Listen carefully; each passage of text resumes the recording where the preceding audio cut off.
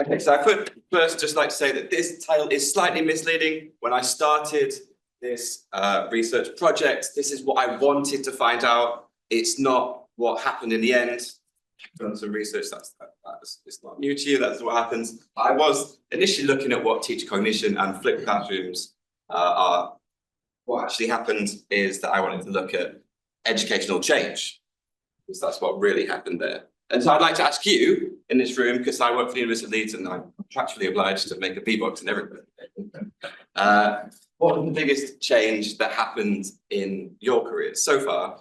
So if you can access that with the QR code, great.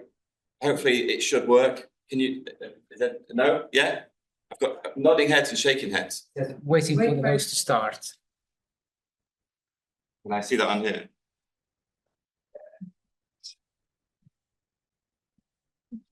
To V-Box. Well, usually on the right hand side, if I've got it on presenter view, it says start.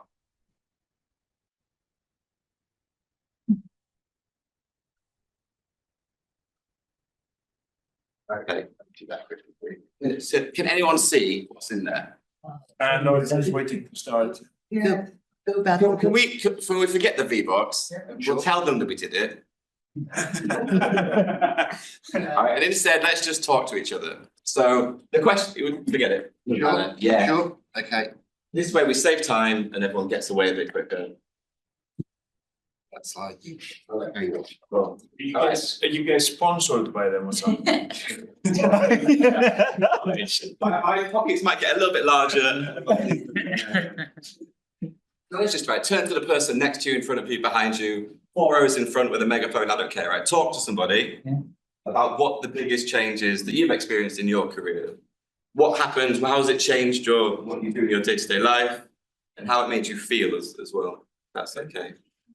Biggest change. Yeah. Yeah. Even think change for you guys.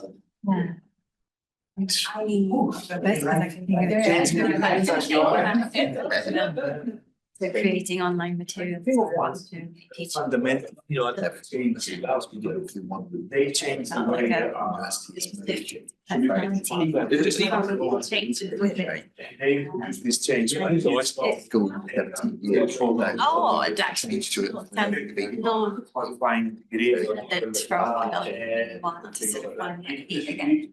Semester. So like the purpose of what we did. They complement each other very well, obviously, and now I can see it's the strength as well. I think my colleague changed stuff. It's just true. Yeah, mine is very similar. But when I stopped, I wasn't because I went from thinking of what being an lecturer to being want to go into lecturer and also to position and we managing get package learning for the school. regulator would think.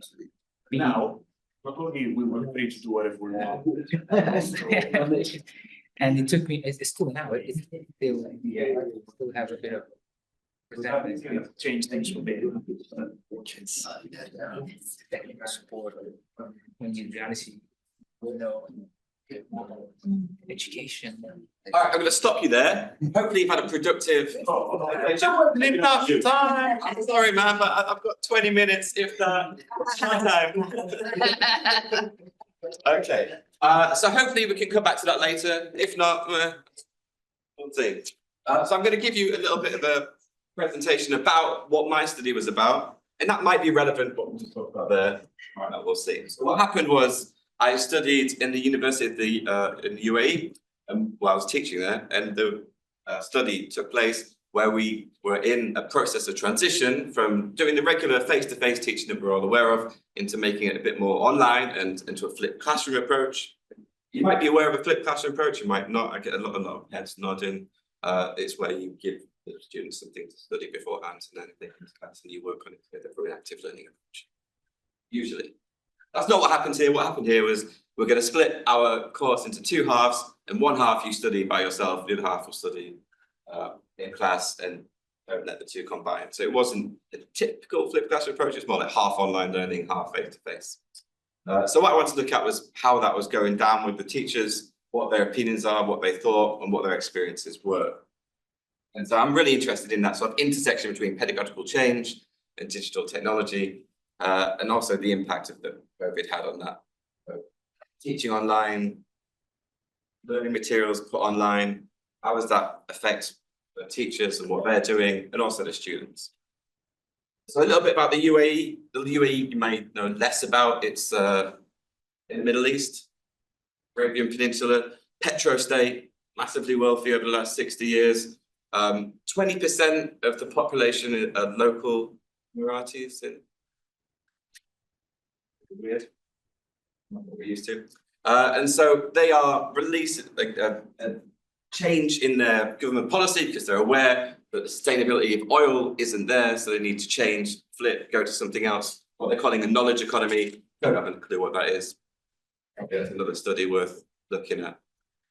So there's a change in governmental policy in education to try and promote a different way of working. So before they might have been streamlined into an engineering degree to go and work in the oil industry. So now they're looking at something else. They're probably trying to get some computer science. I know that there's a lot of entrepreneurship, business, things like this. And so what did this have an impact on, especially after COVID as well? So a key part of what I've looked at, which is a theme of this conference, has been echoed across the whole thing, is this social and cultural context in which learning happens. And the way I looked at it was, what is the institutional context? What is the institutional culture of how people learn in higher education in the UAE? What is the culture that they come from learning before they come to the UAE, or before they come into higher education? So we're looking at the student culture, the teaching culture as well. What is the social aspects of the teachers? They come with their own perceptions of how teaching should be done and how it should be done online, or whether it should be done online or not. And what kind of support can be given by the institution to support all this social and cultural aspects. So I came to this with a teacher cognition research approach, where I'm looking at trying to understand what teachers are doing via their attitudes, their beliefs, their thoughts, their feelings. And that's how we look at what they do. What are their intentions? So what do they plan to do? But also, how do they react in that moment? And that's what we call emergent sense making in action. So a lot of any changes that are implemented, sometimes they're planned really well and you have time to think about what you're going to do. Other times you have to react in class. And that's a few pictures I'm going to get out of the way. I don't want to be in them. And I looked at this through the data I collected through a TPAC framework, the technological, pedagogical, and content knowledge, how to use technology, what you know about your subject, and what you know about teaching, and combining, smashing those all together. All wrapped in this idea of thinking about the context you're teaching in. I also tried to look at the attitudes and beliefs of people through what's the unified theory of acceptance and use of technology. Pretty boring, but what's important is these ideas up here about performance expectancy and efforts expectancy. So these are the things that resonate with us. How well is this technology going to help our job as a teacher? How well is it going to help the learners? Is it going to improve learning? Is it going to improve teaching? Effort expectancy is how much time is it going to take? Is it going to make our job harder because we have to do all of this extra stuff? Or it might even save you time. So these are the two big main ones.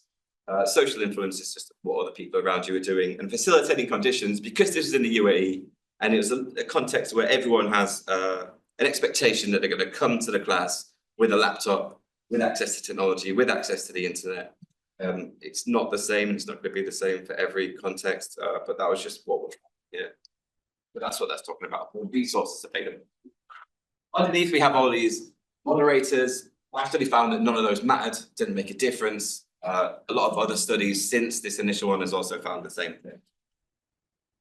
So what did I do? I was looking at trying to find out how this change that was implemented was affecting what teachers were doing and what they thought about. Basically, that's why I was looking at what the practices are, the cognitions, what they thought about what they were doing. And this was really looking at this impact of the transition to online learning. So how does this move from a regular face-to-face classroom to moving to an online environment affect teachers, what they think about that change? I did that through a qualitative approach of a case study with 6 teachers over 18 months. It whittled down to 4 in the end because I left the country, which is a part of expatriate lifestyle. There were 3 interviews and 2 classroom observations during that time. And what I found out was that it was mentioned in, I think, Wendy's speech at the opening, the keynote speech, was that change is good, and people do like change. They don't. All right, the people don't like change, but they might grow to like this change. They might not react to it well at the start. However, you can try and like make that initial reaction a softer blow. And the way in which you can do that is to make sure that you have clear planning and definitions. So a lot of this has been echoed across other things that you've maybe seen throughout this last 2 days. Make sure you tell people clearly what it is they're doing, why they're doing it, when they should do it, and how they should do it. Make sure these expectations are set before you go into that approach. And also ask people, what do you think about this, right? You can't go in there and say, do it this way because I say so. That's not the best reaction. Ask the people, this is how we think it should be done. In your experience, with your knowledge of this context and these students, how do you think that will go? That will definitely help, trust me on that. So that initial start, what we did here today, where I got you to speak about something, left it, cut it short, and I'm never going to return to it again. And that was basically the approach that they took in this flipped classroom approach, and that isn't the way you should teach a flipped classroom. What you need to do is make sure that you have that important pre-class engagement that is then taken into that class time when you can have that teacher working together with your students to build up that knowledge. But you also need to make sure that that content that you have in the independent flipped class is suitable for an online learning environment. Otherwise, it will have this negative impacts on the classroom. And the teachers, they will feel that their students are lacking engagement. And it might not be because the students themselves are the problem, it's because of the way in which this change has been designed.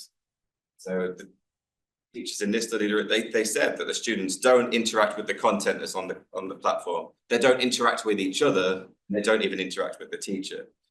And this was due to poor learning design and the fact that the way in which it was implemented wasn't appropriate for their students. And they weren't asked anything before or given any chance to change what they need to do. So this created a negative atmosphere amongst all the educators, a negative response to this change. It felt that it lacked autonomy, it killed their creativity, they couldn't do what they want to do anymore. They didn't feel that their role anymore was what they wanted it to be. It wasn't them as a teacher, it wasn't even them as a facilitator. They didn't even get to that nice point there. It went straight into administrator. That's how they said that they felt. They didn't have that point of like communicating to people, reacting, looking at their responses, seeing if they were understanding something, and then being able to communicate it in a way that they felt was clear to that student. They said it was their raison d'etre, their reason for living, that's stripped away from them. So they really missed that opportunity. And this is something that you'll find with a lot of online learning.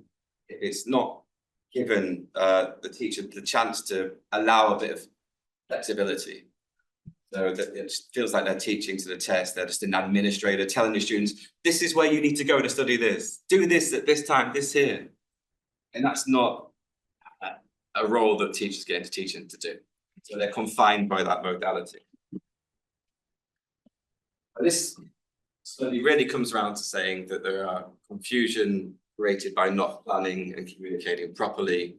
You need to be aware of what the teacher's role is and what their perception of it is and how that might be affected by any change you're going to implement. And that the teachers have this sense of autonomy that can feel like you're attacking them if you're implemented a change and not addressing them initially. Because they have their own teaching preferences. Some teachers wanted to teach using a communicative approach, having discussions. Others wanted to get the students involved in using technology or doing some team-based learning and practical activities together. And so what you need to do is make sure that the teachers have that flexibility. They can do what they want to do. You give them that variety of options to practice how they think they can do it the best because they're aware of that context and they're aware of their own skills as well. So it ends up just being a balancing act for the teachers trying to do what the college is asking them to do, what they think is best. Really, no one's winning in that scenario. There are lots of other challenges as well that we're all probably familiar with. with academic integrity, the lack of social presence. A lot of people have been talking into the void in that online learning, and the lack of social rapport. I've seen some great work as well this week about how people are trying to combat these challenges. And there's a lot of good stuff out there, and I'm really glad to see so many people trying, unlike me, just to moan about them. But these are all the problems. There are people out there trying to fix them, and that's great. Hopefully we'll get there in the end. So when we are looking at the things that need to be done as learning designers, what we're trying to do is work with academics to make sure that our online content is following these principles of making sure we have a good user experience, is making sure that everything is fitting into the technological constraints that we have in the best possible way we can to deliver the most accessible course for the content that we're displaying. Some of the ways we do this are using these things here. These are like the bread and butter of learning design. I'm sure some of you are aware of. If you're not, these are the things that we should be doing to make sure that your content is at least satisfactory in an online way of delivering it. By asset production, I mean that it's usually being some form of video, maybe audio, as to go alongside any text-based things. Everything else should be pretty self-explanatory. So what is the end? The end is that, well, we need to make sure that we have adequate support that provides that space for agency and flexibility for staff. Make sure that you give them the support that they need upfront and the professional development so that they know what they need to do. But the same goes for students, right? We need to provide that for students as well, and that's sometimes forgotten. When you make these changes, we kind of upskill our staff. Oh, we can do this, they can do that, but then you're taking the students. In this case, they came from a very teacher-led environment in their school, straight away into their first semester, their first year at university, into this pilot of flipped classroom learning, and it's like completely different. Massive shocks to the system, and it caused all of these issues, least of all academic integrity. So we need to make sure that the students are catered for as well. So in conclusion, hopefully I've done that in the right amount of time. I've got a couple minutes left. We can get some questions in. Make sure that we are considering people, like the teachers involved, the social, the cultural context of everybody, all stakeholders, and that you are consulting them throughout the whole process in order to make sure that any change is enacted effectively. Make sure it's planned, communicated clearly, consider all contextual, social aspects that are needed. And that's about it. I think I whizzed through it, sped run through the whole thing in order to make sure we get through. Are there any questions?